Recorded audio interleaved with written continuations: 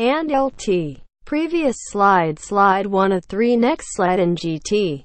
This image provided by Emory University shows letters sent by future President Barack Obama to his college girlfriend Alexandra McNear and held by Emory University's Stuart A. Rose Manuscript Archives and Rare Book Library in Atlanta. The university is making the letters available to researchers on October 19, 2017, and Borden, Emory University via AP. Washington. A young Barack Obama questioned his place in the world and his racial identity, agonized over whether he'd make enough money as a community organizer, and lamented his incompatibility with his ex-girlfriend in 30 pages of letters he wrote to her that are now being archived by Emory University in Atlanta. The 9 full letters sent by Obama to his college girlfriend, Alexandra McNear, are being made public to researchers through Emory University's Stuart A. Rose Manuscript Archives and Rare Book Library. The university has had the letters since 2014 but could only make them public now, officials said. Written in the 1980s, the letters give a peek into Obama's psyche as he sought out the path that would eventually land him in the White House as the United States' first black president. Emory University officials said Wednesday, "My ideas aren't as crystallized as they were while in school, but they have an immediacy and weight that may be more useful if and when I'm less observer and more participant." Obama wrote in 1984 to McNear, who was a student at a California college attended by Obama had attended before moving to Columbia. The very lyrical, very poetic letters will be useful to researchers trying to craft a picture of Obama the college student and recent graduate, Emory officials said. Parts of the letters from Obama have already appeared in books about Obama over the last few years. They tell the journey of a young man who is seeking meaning and purpose in life and direction, said Rosemary McGee, the Rose Library director. Obama is trying to find what his distinctive place would be both in that time and going forward. The letters span 1982 to 1984.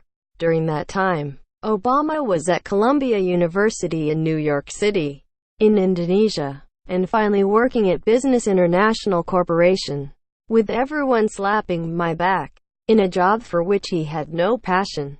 Obama wrote for the newsletter Business International Money Report. Salaries in the community organizations are too low to survive on right now, so I hope to work in some more conventional capacity for a year, allowing me to store up enough nuts to pursue those interests next. Obama wrote in 1983. The future president's letters were penned in a combination of careful cursive and "Dear Alex" in print. He wrote them on stationery as well as ripped out yellow and white college-ruled notebook paper. At least one was sent in Business International Money Report envelopes with the business's address crossed out and Barack Obama written above it. Emory University professor Andra Gillespie, director of Emory's James Weldon Johnson Institute for the Study of Race and Difference, is using the letters in an upcoming book about Obama. She said the letters are not overly romantic as they span the end of the pair's relationship. "I think of you often, though I stay confused about my feelings," Obama wrote to McNear in 1983. "It seems we will ever want what we cannot have. That's what binds us. That's what keeps us apart. But the letters aren't all angst," Gillespie said. Obama, clearly a person of the mind, she said, once ripped out a New York Times book review of Rachel M. Brownstein's book, Becoming a Heroine, and sent it McNear, something that amused the professor. "This is part of his courtship strategy." "Okay, who rips out book reviews to send to their girlfriend?" Gillespie laughed. "I think it is a sign of his proto-feminism, but it is more of a, wow, this is really cerebral relationship, but I personally like the idea of a cerebral relationship. I'm a nerd too, so the nerd in me was like, that was real cool." Jesse J. Holland covers race and ethnicity for the Associated Press.